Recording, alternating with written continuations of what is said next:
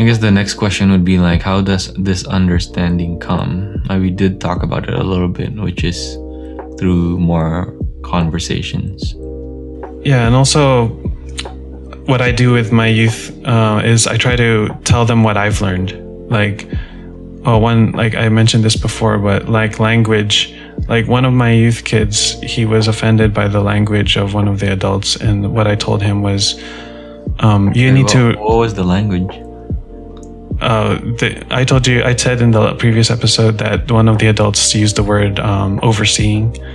Oh, okay, yeah. Like for listeners who didn't listen to that episode, an adult was saying, "Oh, I'm plating this person to oversee you," and then, and then what the youth interpreted was like, oversee means like he was incompetent.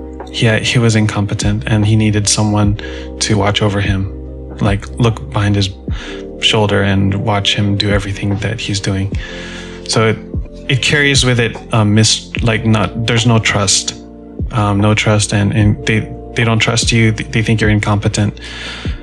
So what I did was I told my youth kid, you need to understand that the adults, English is not their first language. So sometimes the way that they talk to you, it might be offensive, but you need to remember they don't carry the same connotation. They don't have the same connotation when they use a word that you have. So, yeah, and probably in their minds, it's not a bad thing to have someone to oversee, right? It's not because you're incompetent. Yeah, they just want someone to guide you. Yeah, when I spoke with the adult, he said he meant it for support. Like that was the connotation. Like the overseeing means like someone to support you, like if you need anything.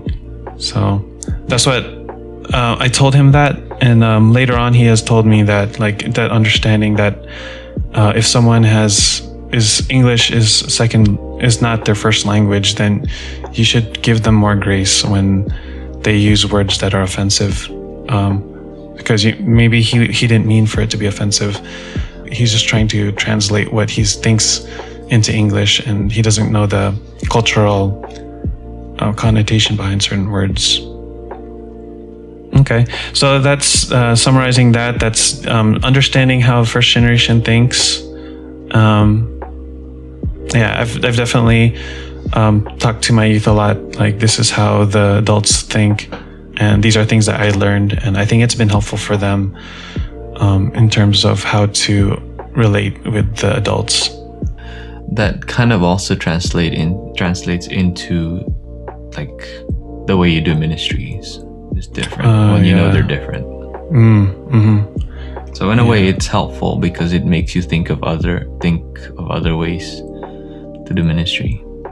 Like one of my pastor friends would say, like, I'm so good at like first generation, but when it comes to second gen, I just don't know, like, why I'm not effective.